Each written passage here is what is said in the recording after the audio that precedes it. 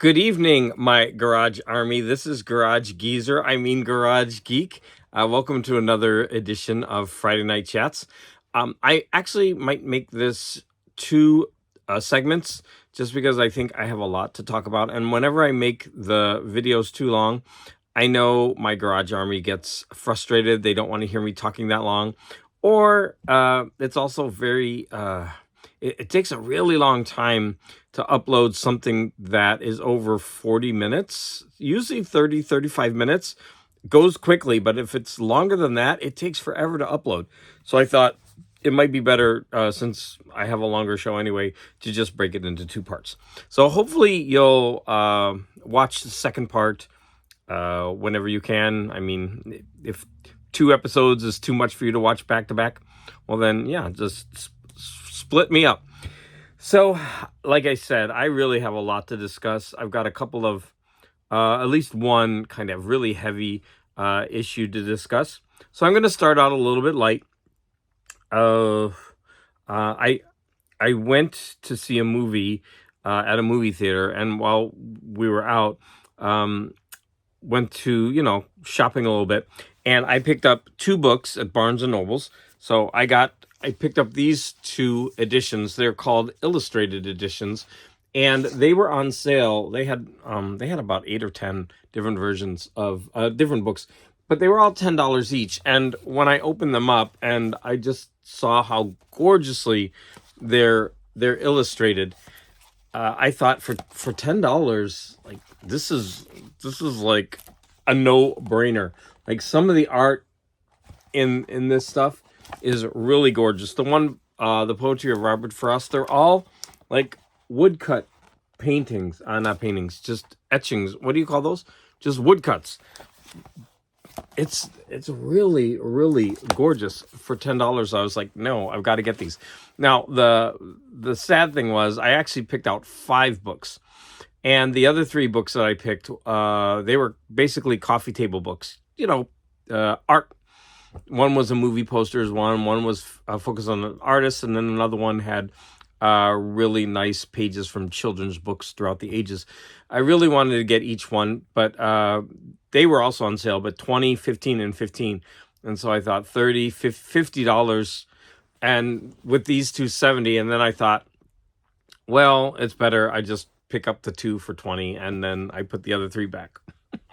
But I've actually, this month I have a goal that I am going to really try to limit my spending and see what my finances are going to be like by the end of the month.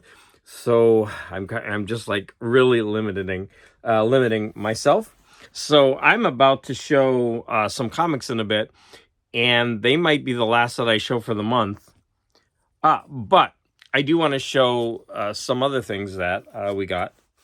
So while we were walking around, I stayed longer at the bookstore. So my husband was walking around the mall, and he bought me 2 things. And actually, he bought me 3. I forgot the other thing in the house. It's really cute.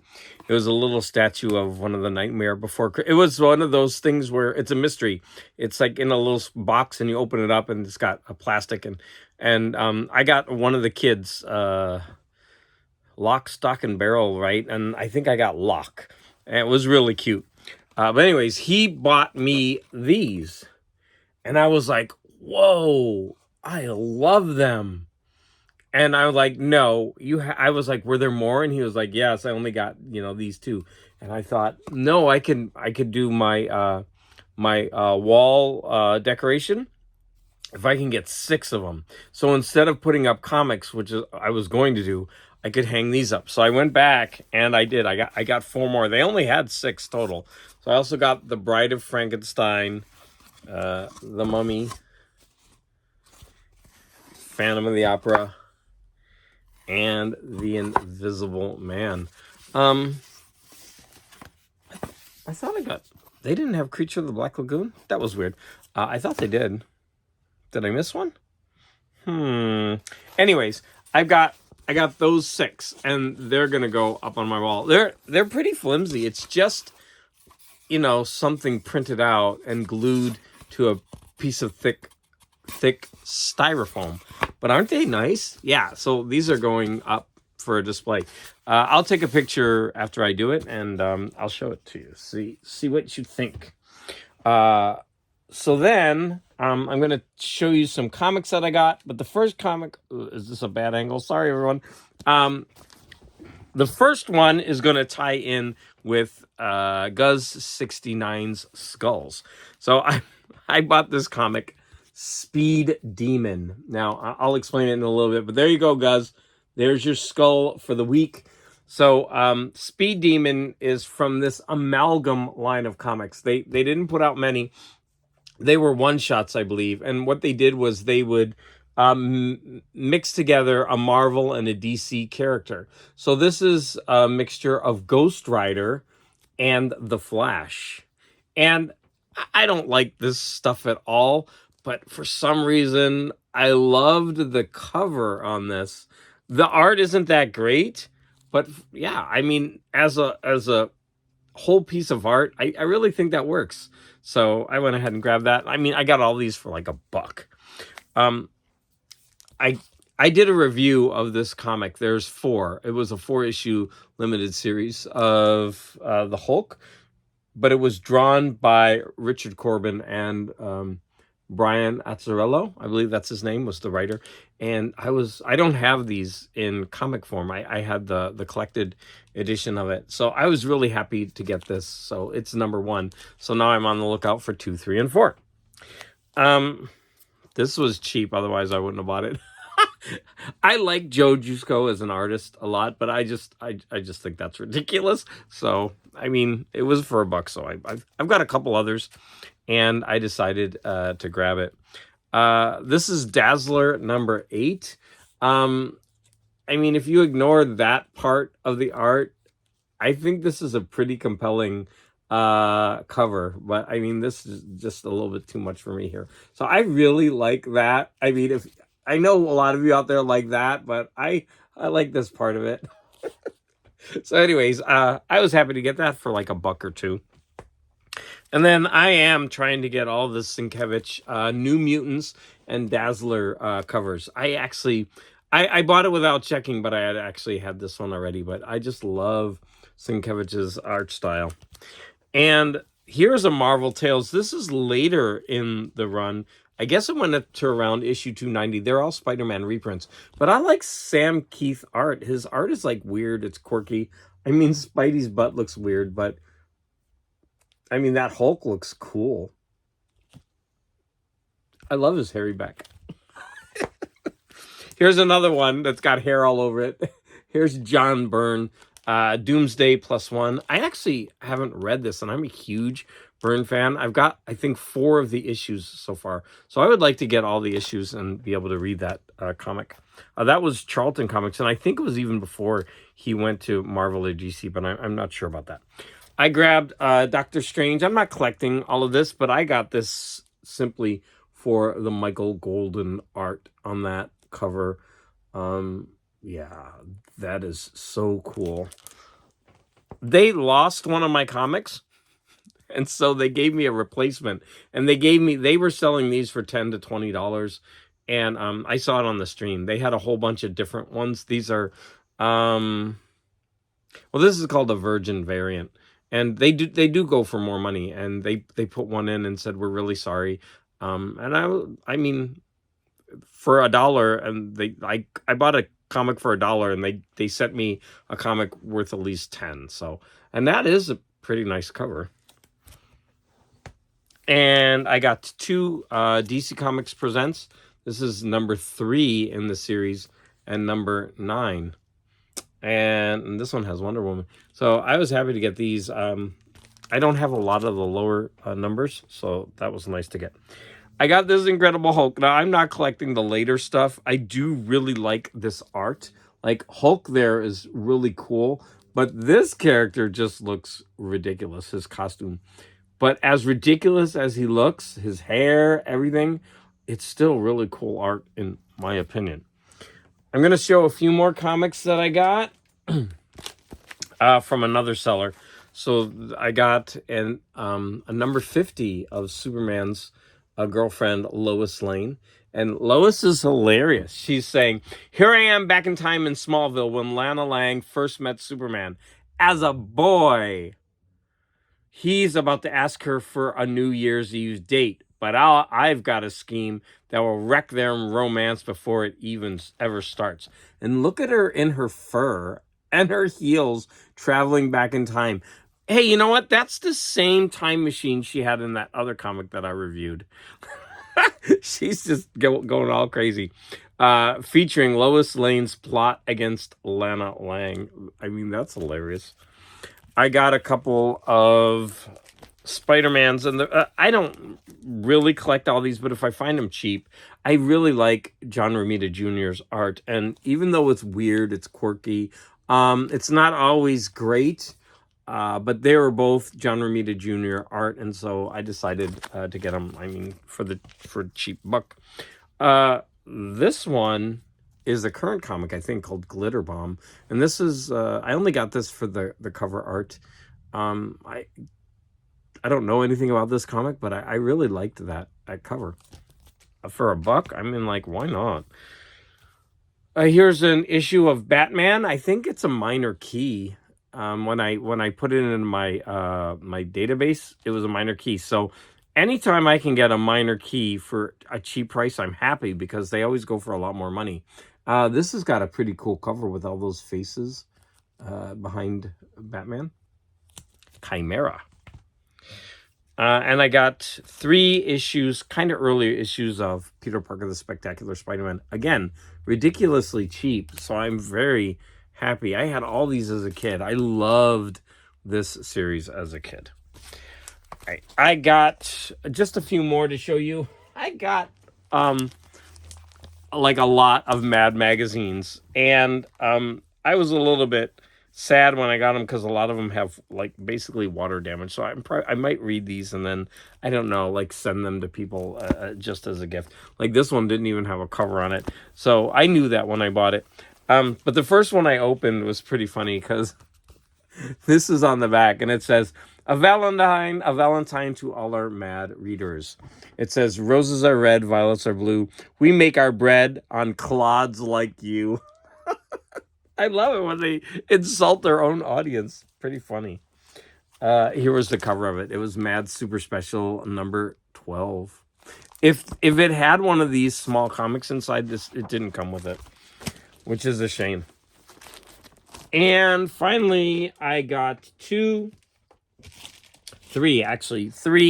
slabs. I'll show those off real fast. I got another Teen Titans at a 9. I'm telling you, these 9s look like a 10 to me. I mean, yeah, I mean, really nice. Noon Teen Titans, I'm collecting those.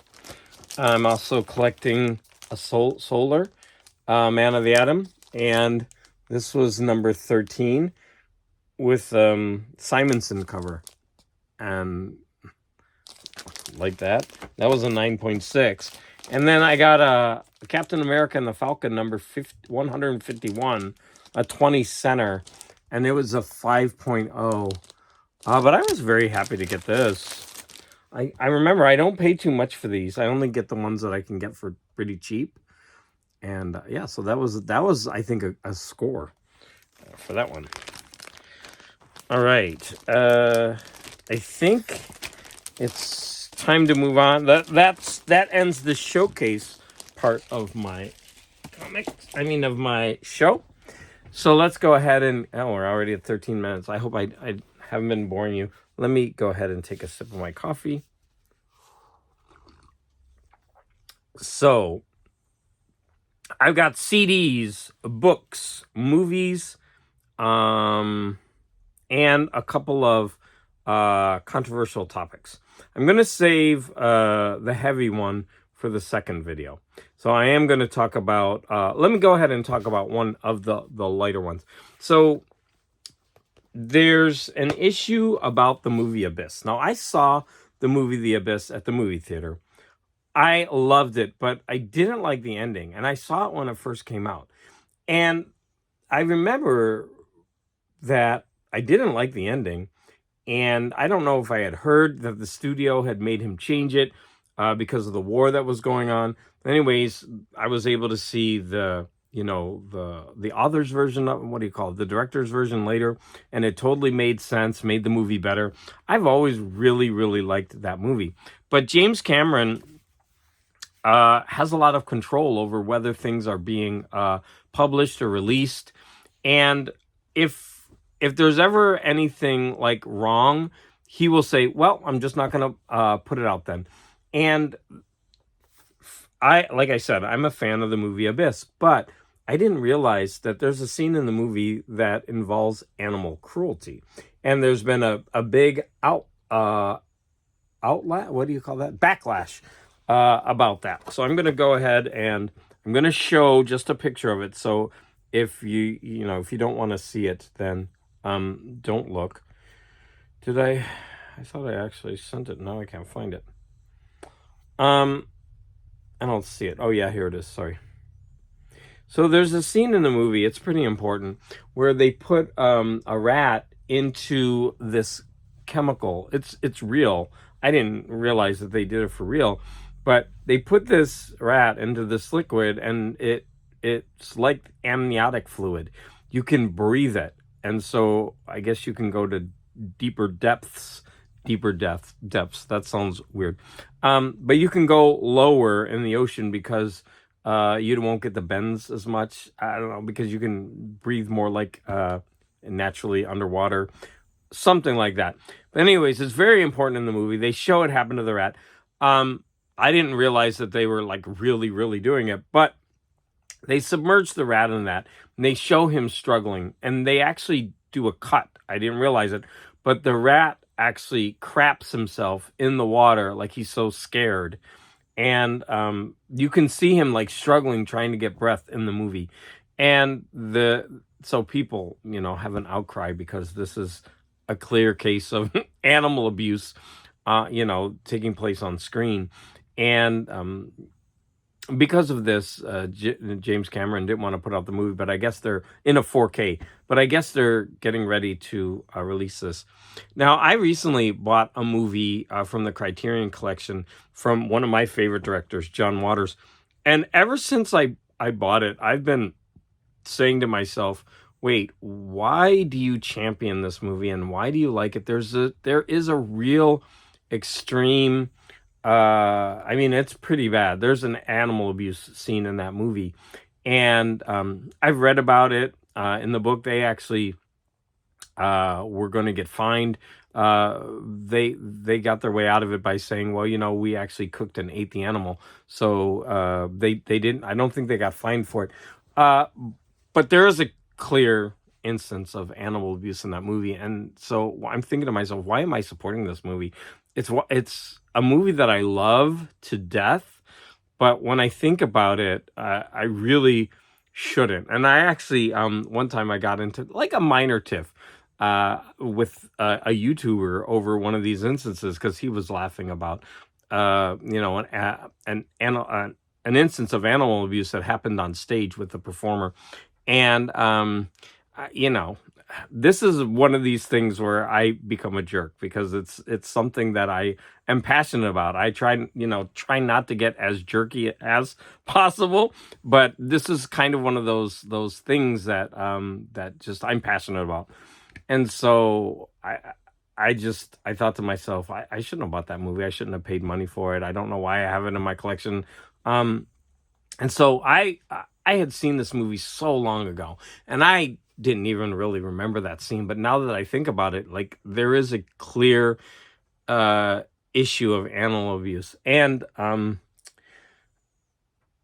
I don't know. It's just this kind of thing it makes you wonder, right? Like, most people wouldn't care. Like, it's a rat, right? Like, who cares about a rat? But I mean, I do. I wouldn't want to. I don't want to watch a scene where an animal is being put through suffering for my entertainment. Right? So it's a very strange idea. It's like this is an amazing movie.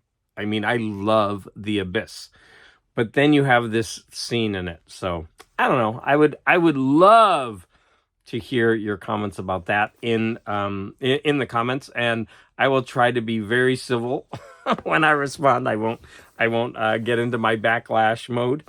Um, and that's going to remind me right now. I'm going to, my friend told me I have to use my new tagline. She's like, you need to make this your tagline. And my new tagline is please try to be more intelligent, which is what somebody wrote to me in one of my comments if you saw my last video. So that's going to be my new way to end the show if I can remember it. I need to please try to be more intelligent in the future. All right, so that was the one controversial idea. I'm going to shift the other one into my other segment of the video. I'm already at 20 minutes, and I haven't even really said much today. So I'm going to keep it on the light side. I'm going to keep this kind of show and tell.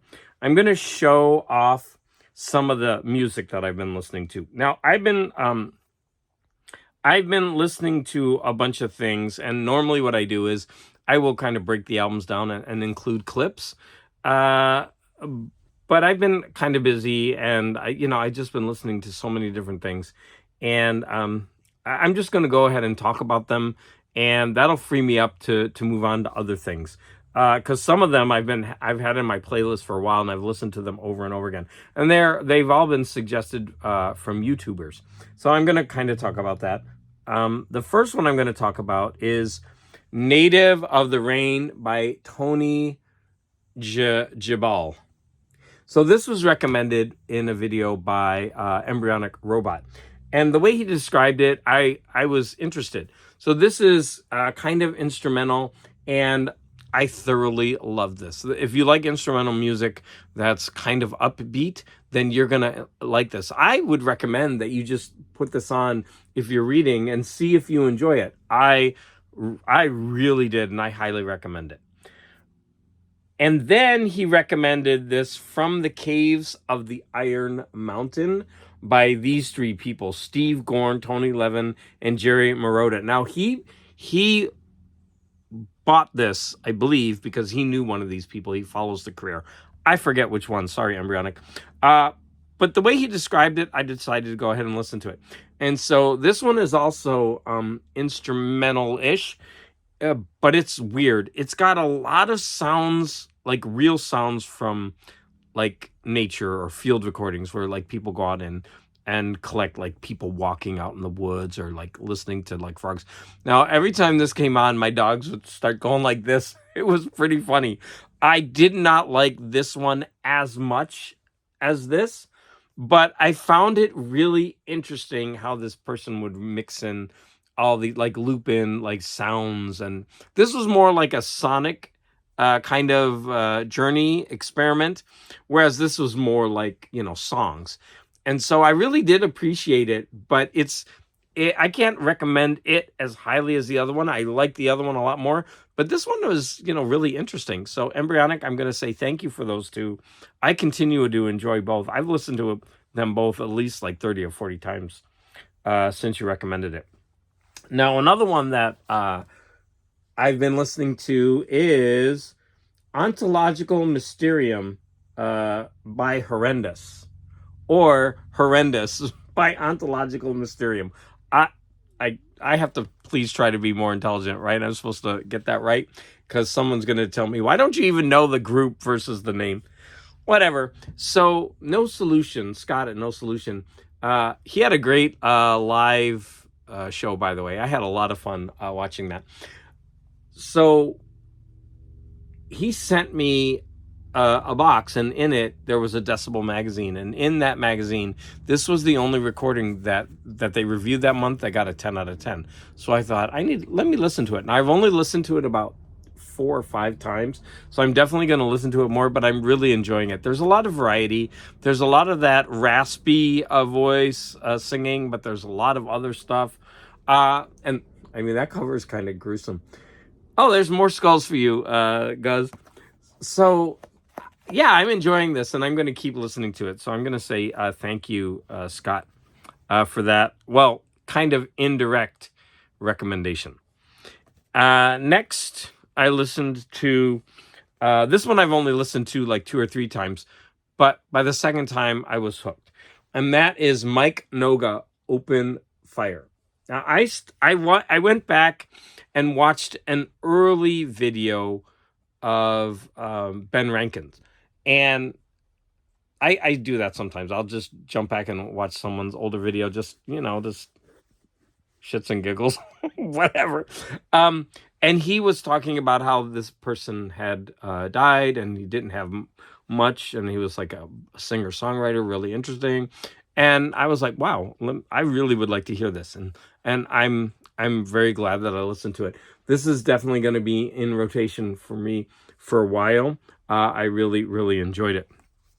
Oh, I do want to add that I asked that Kim, no music, no music. This is music, no solution. Scott and Kim. See, my brain can't function. Kim at This Is Music added more songs to my Danish pop playlist. So I really want to thank you for that. I've been listening to him this week off and on. So then I also watched an older video of Scott's from No Solution, and he recommended Ulver. He said he listened to this a lot.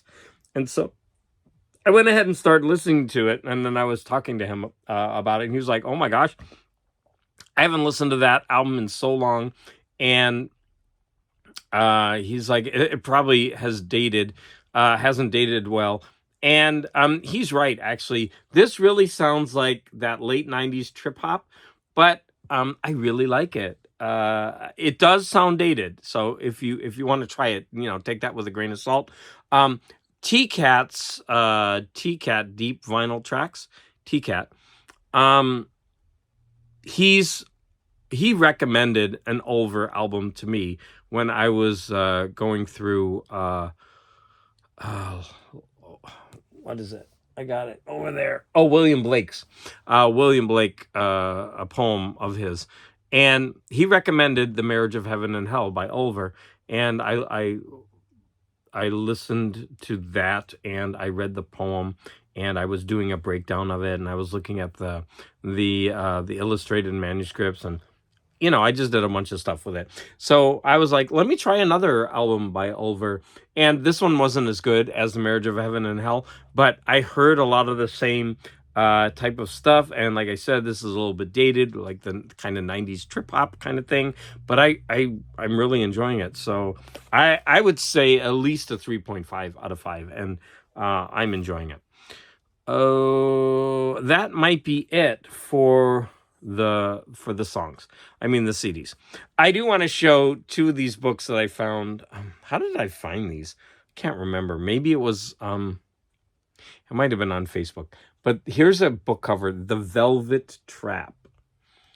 She spent one night with another woman and never wanted a man again. The Velvet Trap.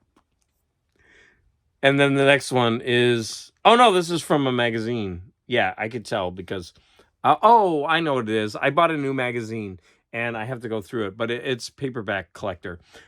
So this one is Blonde Bait by Ed Lacey. She had to buy protection and her payment was her body. Those taglines are hilarious. So that's Blonde Bait from 1959, cover by Rudy Nappy. So you might be seeing more from that in the future. Here are a couple pictures that I took this week when we were out. The cherry blossoms are in bloom against that gorgeous sky. The sky, like I said, in Los Angeles, it's rarely cloudy like that, and so for us to see that is really nice. I was at the library today, and the librarian came up and says, "You've got to see the cover of this book." So the cover of this book is called Epidemic Cholera, Curse of the 19th Century. And she was like, what does that cover have to do anything with cholera? It's like this lady walked in on these two guys getting jiggy or something. I don't know. That is a pretty hilarious cover for the book, and it was pretty funny that she pulled me aside, like, you got to see this. Like, it's a book that she has in the library, and she's like, what does that have to do with anything? As I was driving home today, it just started raining. With the sky looking like that, it was raining. And I just had to get a picture. That's through my front windshield. I mean, but that's crazy. That's awesome, right? Like clear blue sky with rain. All right. I think I have one more picture to show you, and I might be done with this segment. Let me go through. Oh, here's a picture of me at the movie theater. Like, what are they? Separated at birth.